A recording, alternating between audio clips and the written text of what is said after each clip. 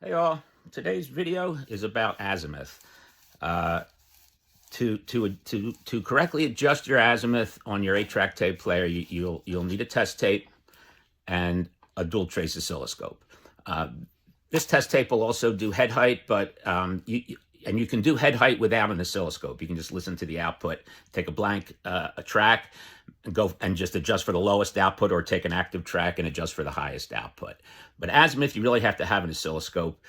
Preferably a dual. Well, you have to have a dual trace scope to do it the way I'm going to show you how to do it today. If you have a one input, one trace scope, possibly an AC scope, as long as it has a horizontal output, horizontal input, you can still do the Lissajous pattern, which is a little more technical, a little more tricky. It's more precise. If you had a studio deck you were doing, the Lissajous would be the way to go. That's Lissajous if you want to look it up. But for an 8-track tape player, the way I'm going to show you today is quite sufficient. Okay, if your azimuth is incorrect, the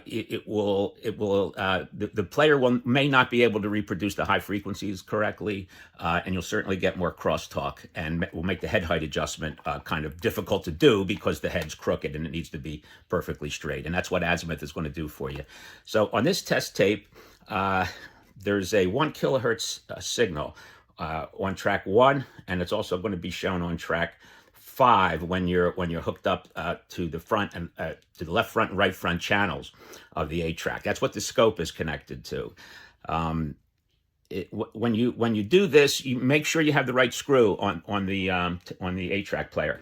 Some of them don't have azimuth. Most of them do, though. But there's going to be a head height and azimuth, and you're going to get very confused if you think one is not what it is. So I know on this player that I'm adjusting azimuth. I can show you the adjusting screw on this Sanyo player. It's right there.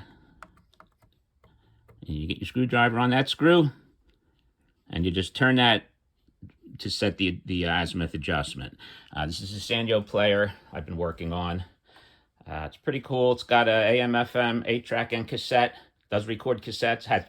Comes with microphones. I had those microphones that were original to this. When I got it, the track change button was stuck in. I thought, well, little deoxit, a little WD-40, right? But the problem is it was stuck in and it was energized. So it ended up burning part of the motherboard here, scorched, and it was a 4.7 ohm 5-watt resistor. So I just bridged it there. The track change solenoid was also burned out. So I rewound that. And I put the resistor instead of on the circuit board on the right here at the source, 10 watt instead of a 5 watt, and just anchored it off at just a board that was just sitting down there not doing anything. So that's what I did. I also added 4-channel outputs from the 8-track tape, so that you can run this into a good amplifier if you wanted to have something that had a little more power than the existing 4-channel amplifier. Just you see the scope hooked up there, and some resistor loads that I put in there for testing. Okay, so we have the selected tracks from the test and calibration tape, and we have the oscilloscope on the output, channel A and channel B just going to the channels of the amp that are producing the tracks that we want from the test and calibration tape. Okay, if you superimpose these one on top of the other, you can see quite easily that the azimuth is off. They should be one on top of the other. One of the tones is ahead of the other. That's what happens when the azimuth is misadjusted.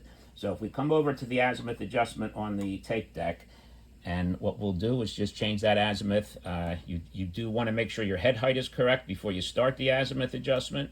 And then once again, after you're done, you do need to readjust the head height, because the azimuth adjustment is going to change the height of one side of the head to make it to make it even. Okay, so this is what perfect azimuth looks like. Once again, you can do a Lissajous pattern. It's a little more technical. It's got to go on the horizontal input of the scope. But for an 8-track, I don't think I'd bother. I would be very happy if my 8-track showed what I'm seeing right here now. So thanks for watching.